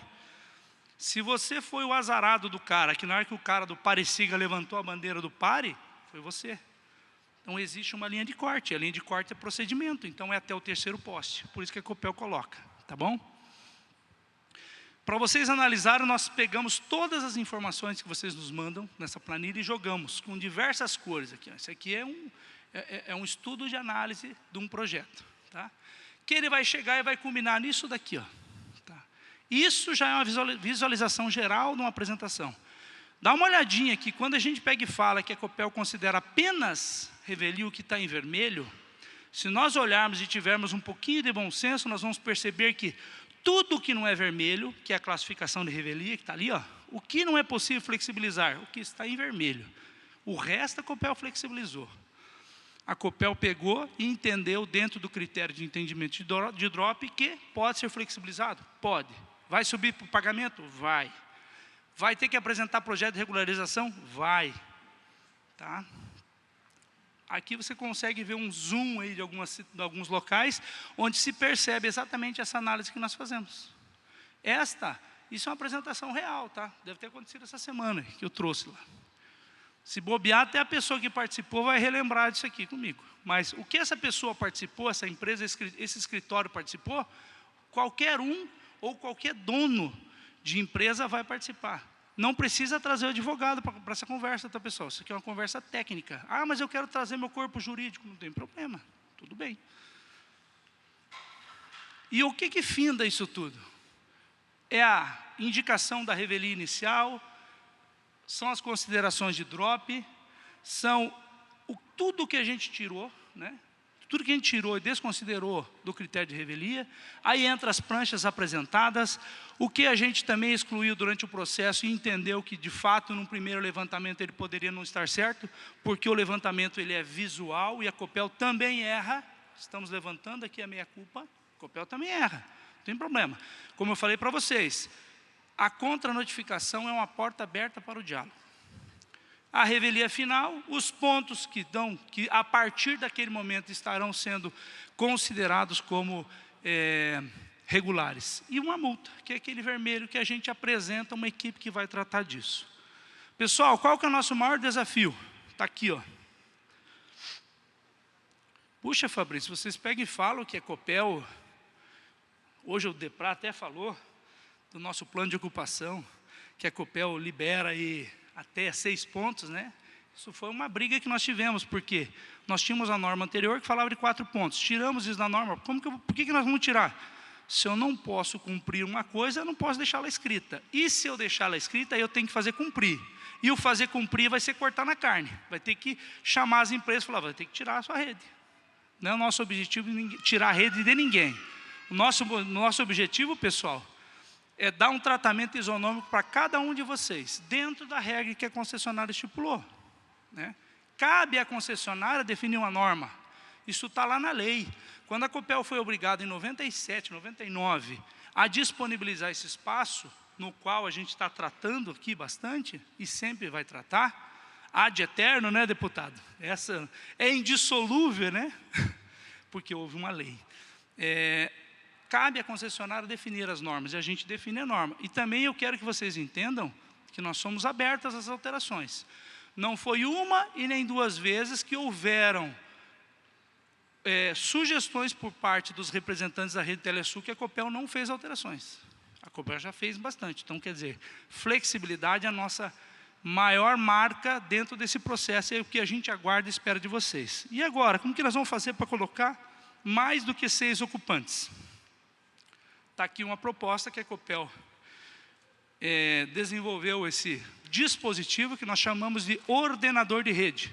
Então, o ordenador de rede hoje, pessoal, a gente já está difundindo, nós já fizemos projeto piloto na cidade de Curitiba. Nós pretendemos instalar neste ano de 2024 2.500 unidades esparramadas com um único objetivo primeiro: regularizações necessárias. Tem cidade que tem mais do que 6 ocupações. Fabrício, mas esse ordenador aí, pelo que eu estou olhando, se eu contar aqui, aí a gente brinca e fala dos apartamentos, né? Tem o 1A, o 1B, o 2A, 2B, 3A, 3B, o 4A, 4B, que tem 8 ocupações. Como é que a Copel vai fazer mais do que 8 ocupações? Vou contar para vocês, eu ainda não sei, mas nós vamos buscar uma alternativa técnica para isso. Se nós vamos criar um de 10 ocupações, não sei. Se nós vamos ter que alterar a nossa norma e permitir que passe na face de trás do poste, não sei. Não sei. Essa é a resposta, eu não sei, né? Mas o desafio está aqui e a gente vai buscar vocês sim, para que vocês nos ajudem, porque esta culpa, né, de estar esta rede dessa forma, ela é concorrente nossa e de vocês. E não cabe aqui achar o culpado, tá? Cabe aqui a gente chamar os representantes de ocupação e nos ajudar. Quem sabe nós chegamos num dia onde não vai mais haver poste invisível, que eu vi que é o tema de uma palestra aqui, onde todo mundo vai ter o seu espaço muito bem definido, e aí eu pergunto para os senhores e senhoras, alguém aqui está disponível a abrir a sua casa e liberar um quarto para qualquer pessoa usar de graça? Eu acho que não, né? Isso aqui é um mercado. Então, a ideia é buscar a ordenação e identificação das pessoas. Dessa forma, a gente termina a nossa apresentação e fala: se não puder fazer tudo, faça o que puder. E esse é o propósito da Copel. Muito obrigado pela atenção.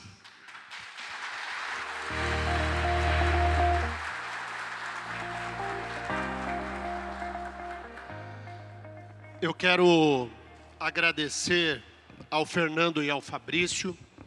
É claro que é muita informação, todos aqui têm muitas dúvidas e muita bronca com a Copel, mas saiba que eventuais broncas em nenhum momento são broncas pessoais.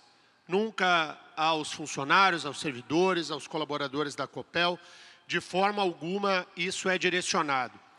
Eu, enquanto ouvia atentamente a explanação dos dois aqui, o meu WhatsApp e principalmente o meu Instagram lotaram de colocações. Algumas não são nem da alçada técnica, são questão de alta diretoria da Copel. E há muitas perguntas também, se o pessoal que ainda não me segue, é Denian CC, lá no Instagram, tudo N de navio, Denian CC. E o pessoal mandou um monte de observação aqui. Eu vou deixar vocês muito à vontade para falar e comentar se achar que deve, se achar que não, também está tudo certo. Mas eu preciso registrar aqui como os associados, como os provedores receberam o que aqui foi dito. Eu começo por uma que é contratual. Nós apenas aderimos ao contrato. Nós não podemos discutir nenhuma cláusula, onde inclusive muitas delas ferem a relação entre cliente e fornecedor. Então, muito se falou da questão contratual, o contrato é de adesão, a Copel é dona do poste, assina e era isso, né? Então tem uma queixa muito grande, a questão de não conseguir discutir as cláusulas do contrato. Sobre aprovar um drop, acho que esse ponto é importante. Sobre aprovar um drop previamente na Copel com prazo de mais de um dia, inviabiliza o processo, pois os assinantes não nos dão esse prazo de instalação. Vendeu, precisa instalar. Além disso, essa nova forma pode impedir a competição. Precisamos entrar em uma solução mais célere para essa demanda. Aí os provedores dizem o seguinte, a Copel demora mais de um dia, quem assinou o serviço não tem paciência, aliás, quer para ontem a instalação. Então, quando vocês quiserem comentar, fiquem à disposição, o microfone está à disposição. Questão do índice, é IGPM. Cobra-se para que seja alterado para o IPCA. Essa não é uma cobrança nova, isso não é de agora, isso é de muito tempo, e a Copel não tem sido sensível no sentido de alterar o índice de correção. Aqui tem uma queixa bacana também. Nem todas as empreiteiras que prestam serviços para a Copel, empreiteiras, portanto, contratadas pela Copel, seguem as normas. Muitas vezes mutilam nossos cabos, produzem muitos outros problemas, sem falar nas prefeituras, com a iluminação pública, que também não costumam seguir as regras. Então, da mesma maneira que se fiscaliza e tem que fiscalizar o setor, ninguém aqui quer deixar de ser fiscalizado, mas é preciso que haja uma cobrança efetiva sobre quem vai lá realizar o trabalho por parte da Copel, a empreiteira, e quando é o setor público, da mesma maneira, né? Está dizendo que é direito nosso ter acesso a essas gravações, acho que você falou sobre isso, né, Fabrício? Inclusive, se o empresário quiser gravar, ele pode gravar, né? Não tem problema quanto a isso. Existem também muitos erros de redes apontadas como revelia, de lugares onde nós atuamos. A questão de erro de análise por parte da empresa, da Copel. Outra colocação, a Lei Geral de Telecomunicações também prevê que a concessionária de energia não pode cercear o direito de uma operadora outorgada de acessar os postes. Então, é uma análise daí, da questão da legislação.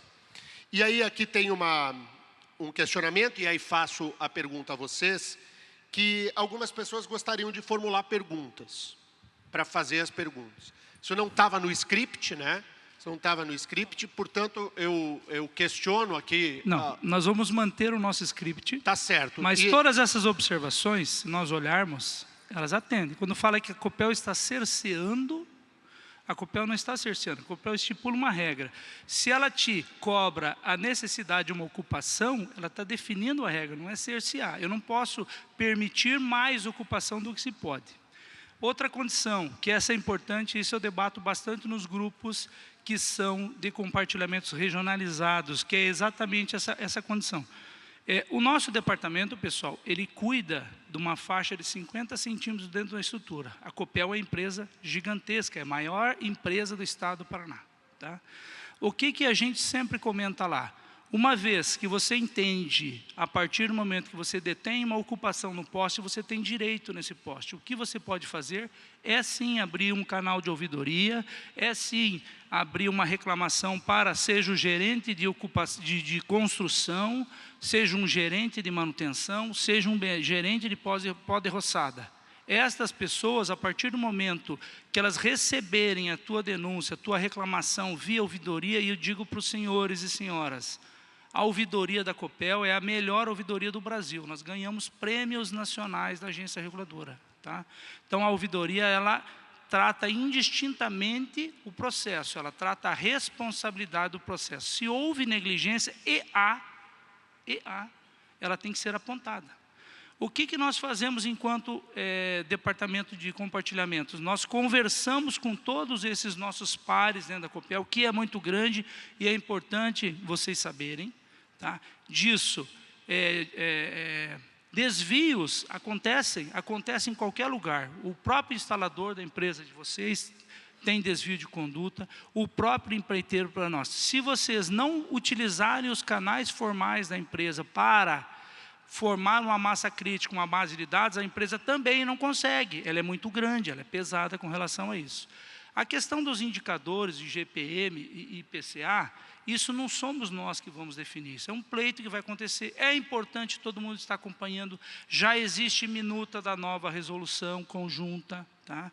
Essa minuta, dependendo como ela vier, ela vai ser agressiva, ela pode acabar com todos nós, tem uma série de coisas que todo mundo tem que estar atento com isso daí, tá? E o que for definido na resolução, pessoal, a Copel vai cumprir, conforme o Fernando já comentou, né?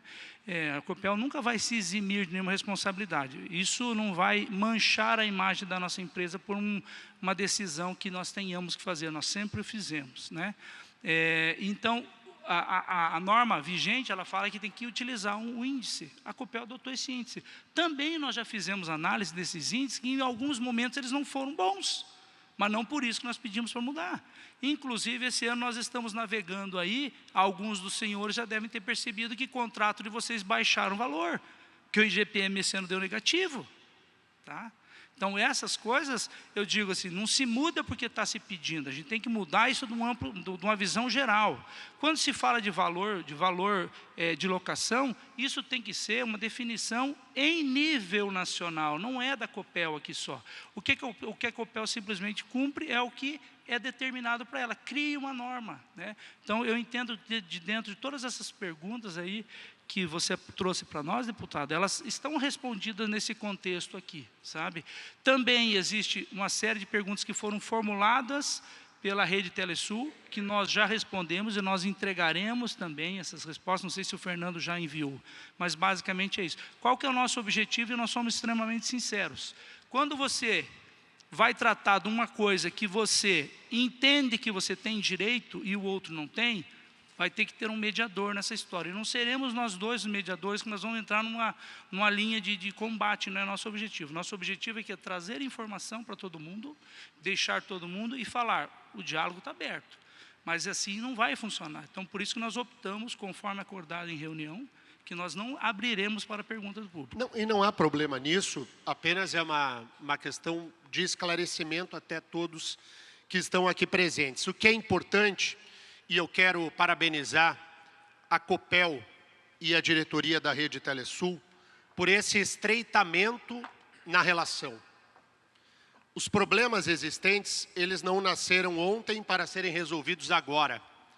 Mas nós conseguiremos avançar a fim de atender e resolver problemas que são crônicos para os provedores e para os associados, se houver por parte da Copel, e me parece que há, e a presença de vocês aqui é importante nesse sentido, de que nós consigamos alinhar para frente.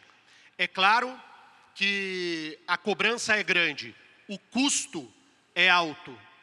Então, aquilo que puder crescer daqui para frente nessa relação, esse papel é do Siena e dos demais diretores, mas é também de todos os associados. Os canais de comunicação foram trazidos aqui, é importante, e eu desde sempre me coloco à disposição naquilo que eu puder trabalhar junto à Copel para fazer esse meio de campo junto também à Rede Telesul. Quero agradecer em nome da rede e de todos os associados pela presença da Copel aqui. Um bom dia a todos e muito obrigado. Muito obrigado, deputado Denian Costa, fazendo aí essa mediação neste painel importante com a Copel, com o Fernando e também com o Fabrício, a quem agradecemos em nome da Rede Telesul. Bem, senhoras e senhores, nosso próximo tema, os impactos da reforma tributária para os provedores de internet, palestra importante. Para tanto, eu passo neste momento a fazer aqui a apresentação dos nossos palestrantes, o Tiago Vitor, CEO e sócio-diretor da Previsa Contabilidade, Gestão Empresarial, contador, administrador, consultor fiscal e tributário, especialista em formação de holding e sucessão, consultor empresarial e de gestão, ex-presidente da RNC, Rede Nacional de Contabilidade, Master Coaching pelo Instituto Brasileiro de Coaching.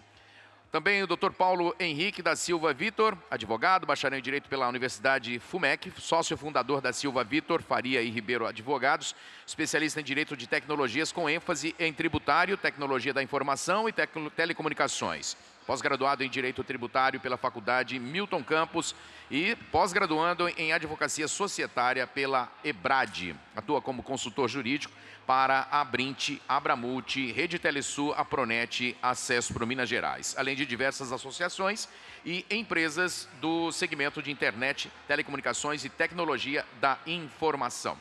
Tem experiência anterior no Ministério Público de Minas Gerais, na Promotoria de Justiça de Defesa da Ordem Econômica e Tributária e é autor de diversos trabalhos e artigos nas áreas de Direito Tributário, Tecnologia da Informação e de Telecomunicações. Convido ao palco, falando sobre os impactos da reforma tributária para os provedores de internet, Tiago Vitor e Dr. Paulo Silva.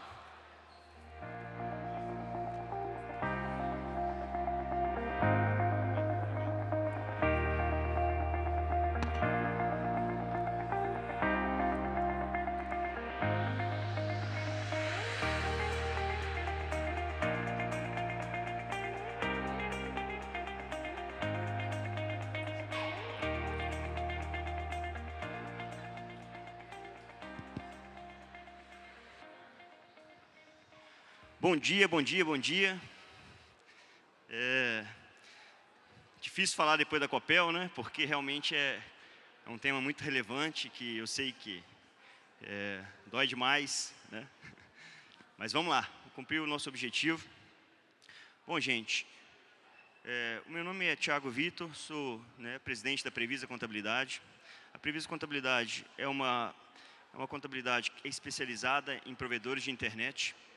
Nós temos o privilégio de sermos os contadores da Rede Telesul e nós, inclusive, temos um grupo de consultoria que a Rede Telesul disponibiliza para os seus associados. Tá? Então, quem for associado à Rede Telesul tem o direito de entrar nesse grupo, tirar dúvidas conosco, etc. A gente procura nutrir os nossos associados com um pouco de material todas as semanas. Né? Nós também temos o privilégio de sermos os contadores de quase todas as grandes redes do país, né? A começar pela Brint, a Abramult, a Pronet, Rede Telesul, né? Todos esses executivos nos honram com a sua confiança. Né? Sou mineiro de Belo Horizonte, se alguém não entendeu algum mineirês aí, levanta a mão, tá? Sai naturalmente, é impossível parar. Criador de cavalo manga larga machador lá em Minas também, né? Se alguém quiser trocar figurinha sobre cavalo também, dominamos também essa máquina. Bom, gente, em qual contexto? Eu vou dividir a palestra aqui, nós separamos alguns temas para o Dr. Paulo falar. Se eu entrar na parte dele, com certeza ele vai jogar alguma coisa em mim aqui, tá?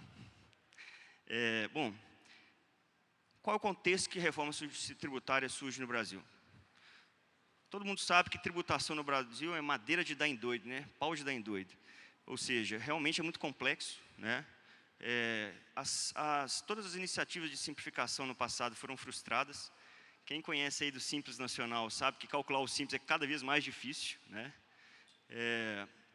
E, realmente, o que torna a questão tributária no Brasil é praticamente proibitiva para receber investimentos estrangeiros, etc.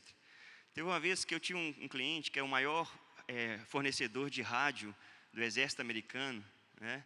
Essa empresa se chama Icon. A gente trouxe eles para o Brasil e aí o japonês sentou comigo e falou assim: eu queria que você me explicasse sobre a tributação no Brasil. Né? Então, assim, já é difícil falar em tributação no Brasil em português, ainda mais em inglês. Né? E aí eu fiquei uma tarde explicando para ele e ele não conseguiu entender absolutamente nada. Então, esse é o contexto que surge a reforma tributária. Nós também temos a guerra fiscal entre os estados, né? Diferenças tributárias entre os estados, questão de importação, né? O que tem de empresa importando pelo Espírito Santo, por Santa Catarina, etc. Então, esse é o contexto. Todos os estados querem brigar pela arrecadação maior e oferecer oportunidades para os contribuintes migrarem suas bases para lá. Né? Bom, a reforma tributária ela foi trazida por uma emenda constitucional, né? E o objetivo principal dela é clarear e simplificar a questão tributária no Brasil. Né? Ela prevê Então, a simplificação do imposto e ainda uma mexida em outros impostos, que eu vou falar um pouquinho mais para frente, como o ITCMD, IPVA, etc. No mundo inteiro, ou boa parte do mundo, né, eu falo assim, existe o tal do Imposto sobre Valor Adicionado, IVA. Né? Aqui no Brasil, o que foi feito foi a tentativa de implantar um IVA. Só como não poderia ser diferente, em vez de ser uma alíquota, seriam, a princípio, duas. Né? Então, nós temos o PIS, a COFINS e o IPI vão se tornar a contribuição sobre bens e serviços, CBS. Né?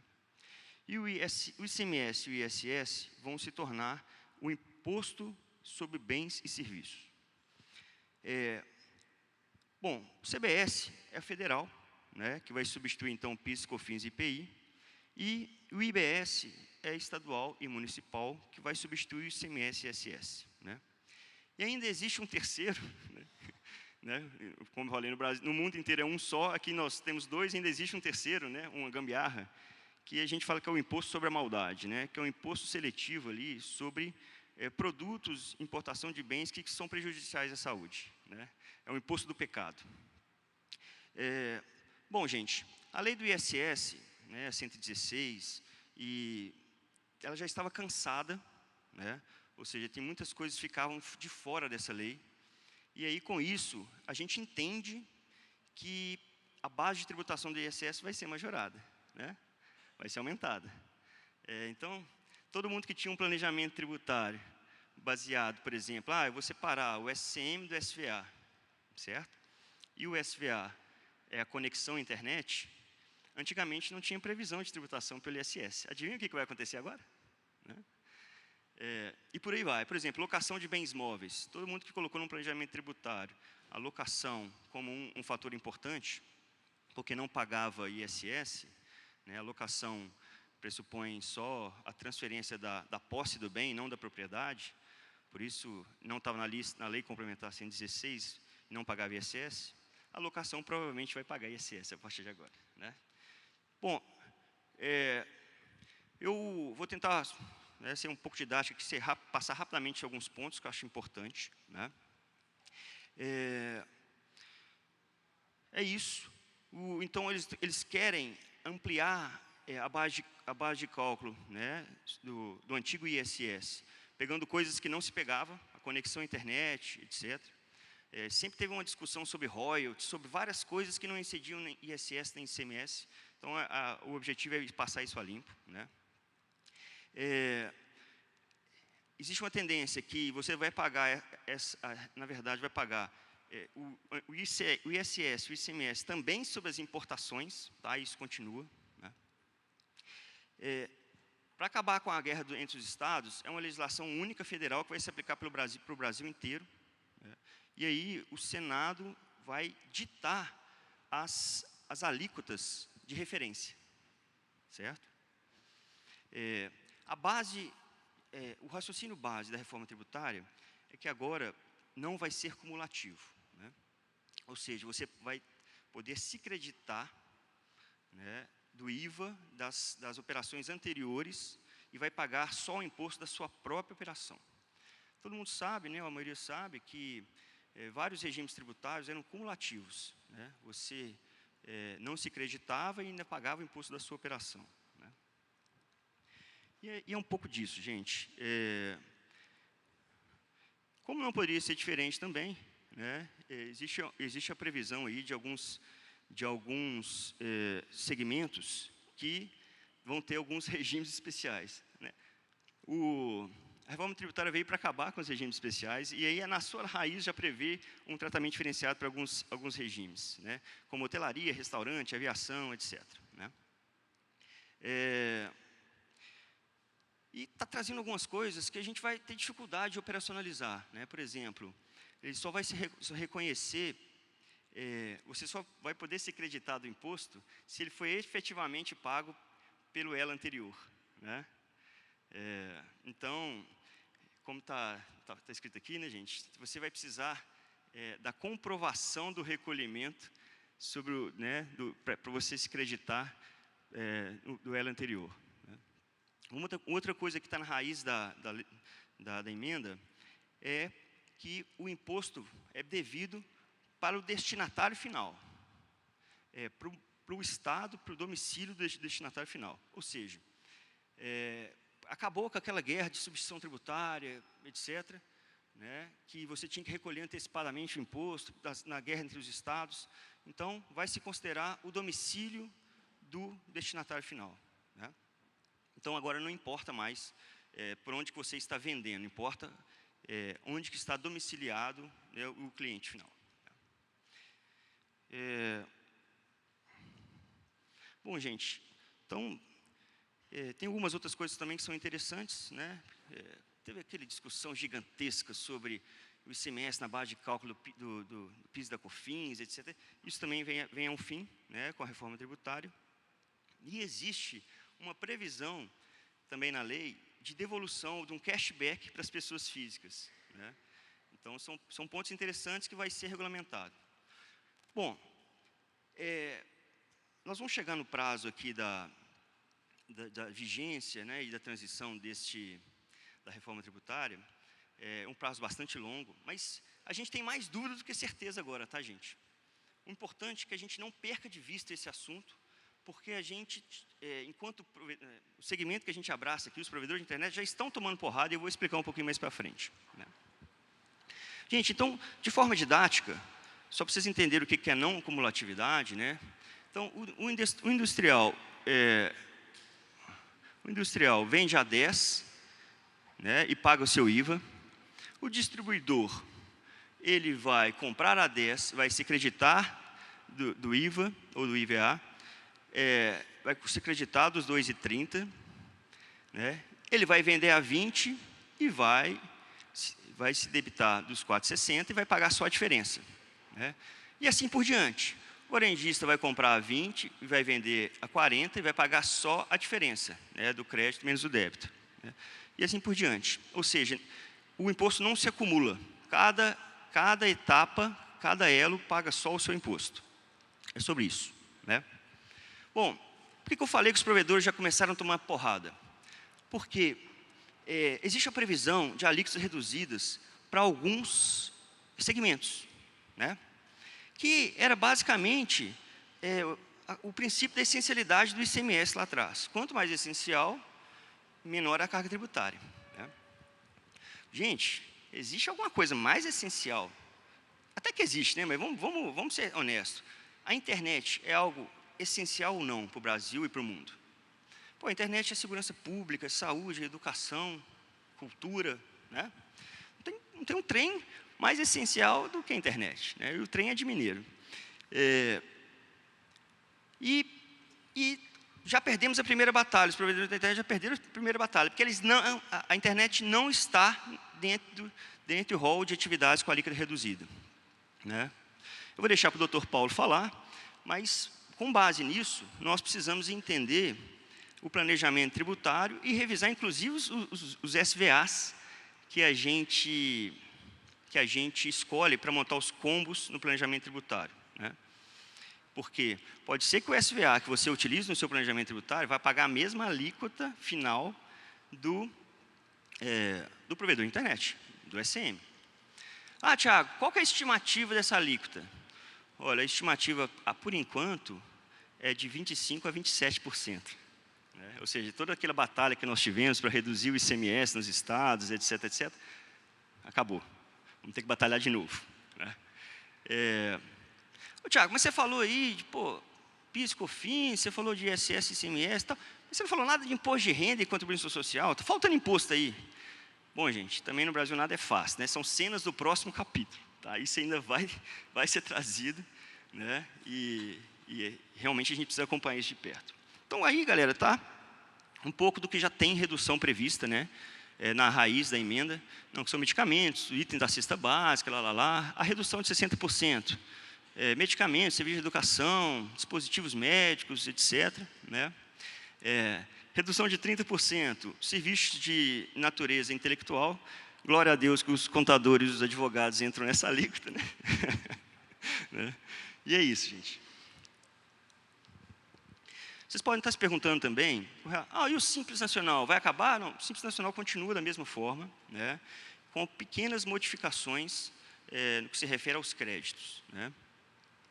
O optante pelo Simples Nacional ele tem direito de recolher o IBS por fora do Simples, né, para que ele possa ofertar crédito, um crédito cheio para o seu cliente. Né. Se ele recolher o IBS por dentro do Simples, ele vai ofertar o crédito só do pedacinho do antigo imposto que está lá naquela tabela, que é bem pequenininho. Tá? Então, a questão do Simples, a gente só precisa colocar uma lupa na questão dos créditos. Né? Quando você comprar, antigamente, quando uma empresa que era lucro real comprava de um fornecedor optante pelo Simples, ela poderia se creditar, né, do PIS e COFINS. Se fosse, né, um serviço cabível de creditamento, podia se creditar. Agora, uma empresa que é lucro real, que tomar serviço ou comprar mercadoria de uma empresa optante pelo Simples, você vai se creditar de muito pouco, só da alíquota que está dentro da tabelinha lá, que é uma alíquota pequenininho. Né? Então, isso vai tirar um pouco de competitividade das empresas do Simples. Tá? Mas eu vou parar por aí, porque o trem é complexo. No Brasil, nada é simples. Né? Bom, gente, a lei ainda trouxe algumas pinceladas também sobre outros tributos, tá? que vão ter alterações. Né? Por exemplo, o IPVA. Né? O IPVA, por exemplo, não incidia IPVA sobre embarcações e sobre aeronaves. Né? E aí agora vai ter que pagar. Né? Então veio trazer algumas, né, inclusive, cara, é foda, né? IPVA sobre tratora também vai ter que pagar, né? Nem roda em estrada, né? Outra coisa importante falar, gente, existe a previsão de majoração das alíquotas sobre transmissão de bens, seja doação ou seja causa-morte, certo? Então, para quem tinha o pensamento que já precisava organizar a sucessão, criar uma holding, etc., a hora é essa, tá? Porque a partir de 2026 já começa a tratativa nova do IDCMD, né? E essa tratativa só vai representar um aumento significativo. Então, isso a gente já sabe. Né? Então, a hora é essa de quem quer fazer um planejamento simples, que é realmente levar os seus bens para uma pessoa jurídica, fazer uma doação de cotas para os filhos, né? Ou até planejamentos mais complexos, né? Colocar os bens no offshore, né? Que é lá nos paraísos fiscais, etc. Não vou parar por aí. Né? Da mesma forma, o IPTU e a cobrança sobre iluminação, etc., eles continuam, né? e podem receber uma nova roupagem. Bom, gente, esse é o período de transição, né, da reforma tributária. A partir de 2024 agora vão começar a ter as leis complementares que vão criar as alíquotas teste. E o que eu tenho falado com as associações de provedores pelo país? Né? Cara, um período tão longo assim vai ser um toma lá da cá fudido, desculpe pela palavra. Não achei outra palavra. Então, como é um período muito grande, a tendência é que as coisas passem despercebidas. Faz sentido? Por isso que a gente precisa ter muita vigilância, né? Porque existe um compromisso de não haver aumento de carga global frente ao PIB. Então, eles fizeram uma pesquisa nos últimos 10 anos e escolheram o montante máximo do PIB que pode importar em tributos, certo? Agora, se eles estão reduzindo, então o PIB está congelado lá, o percentual frente ao PIB da carga tributária global está congelada. Mas, se eles estão reduzindo a tributação de alguns segmentos, outros segmentos vão pagar a conta. Né? E aí, quem é que vai definir essas alíquotas básicas? Você lê complementar. Então, imediatamente, já existe uma queda de braço rolando em Brasília. Certo?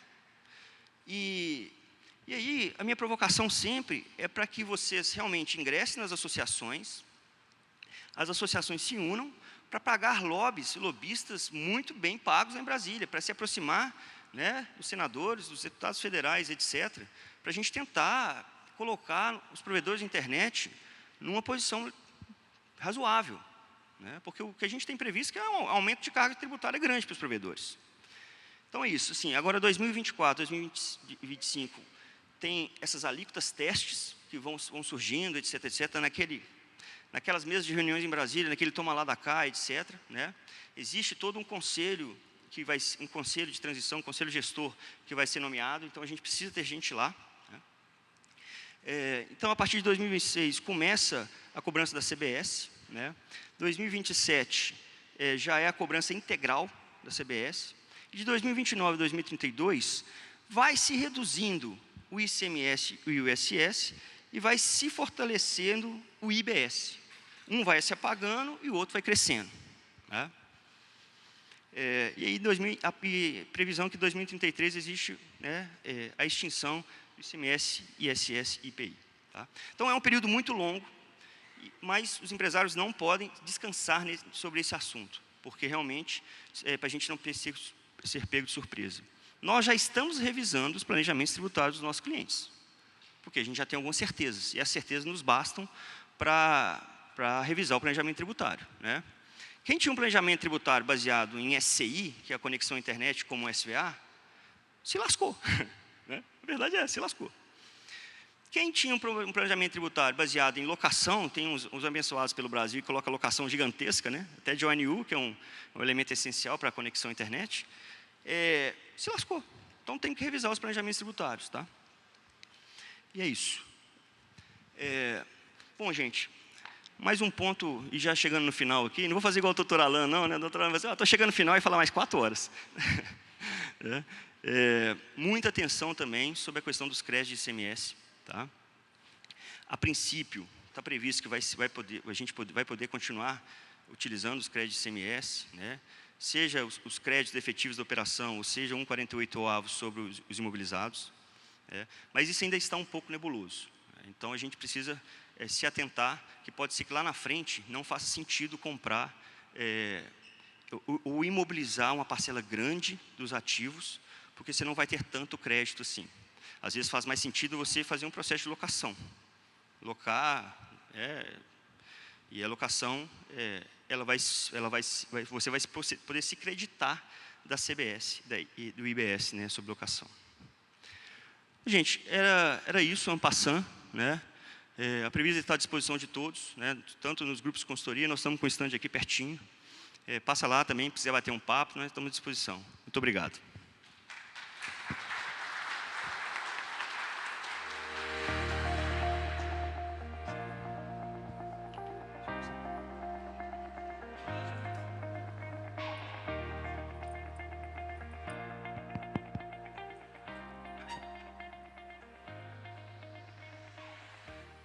Olá, pessoal.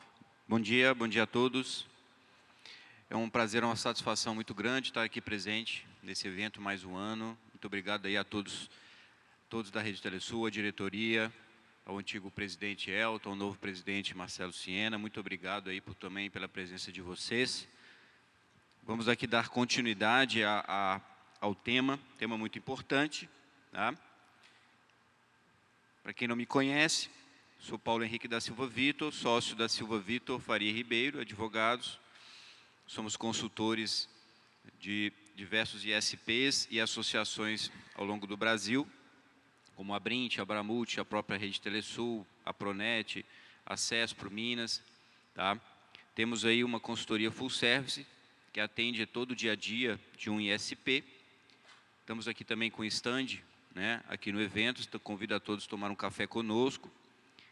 E hoje, especificamente, estamos falando aqui sobre o tema da reforma tributária. Né?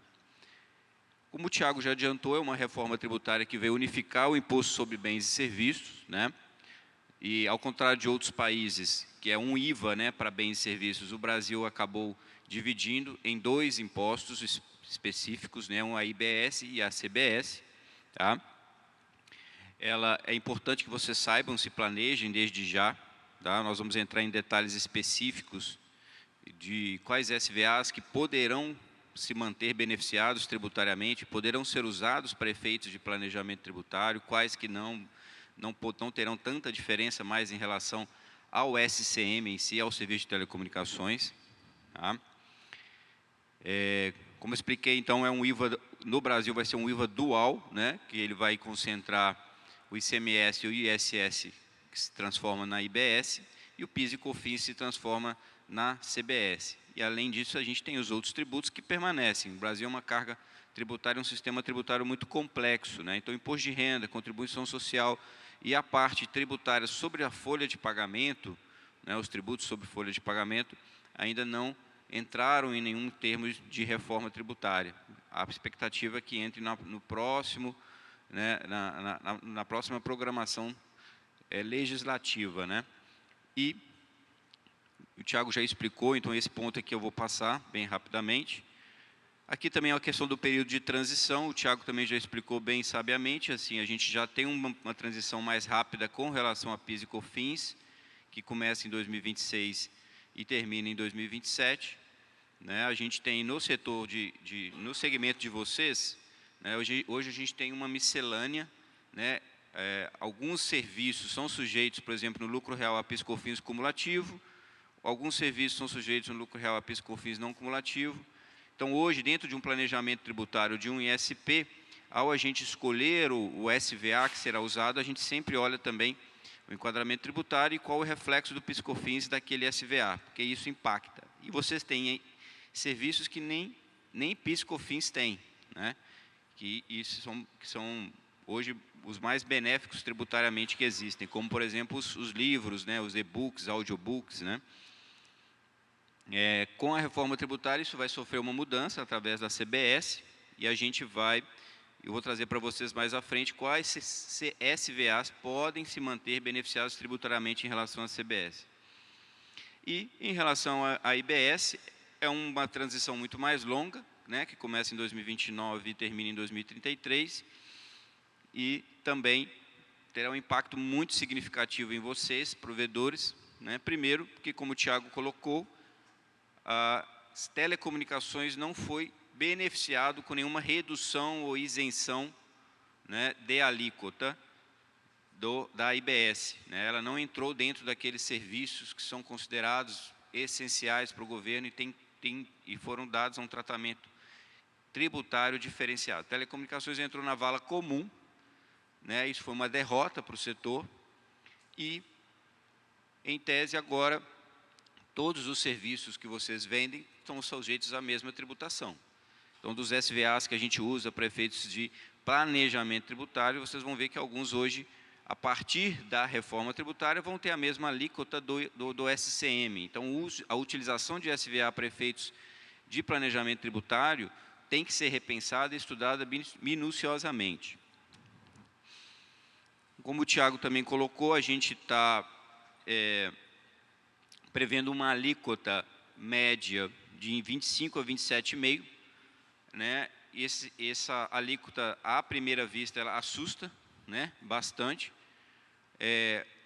O ponto positivo é que, no caso do IBS e da CBS, vai ser um imposto não cumulativo. Né? Então, você tem, em tese, né, como sempre a gente fala em tese, porque o Brasil é uma caixinha de surpresas. Né?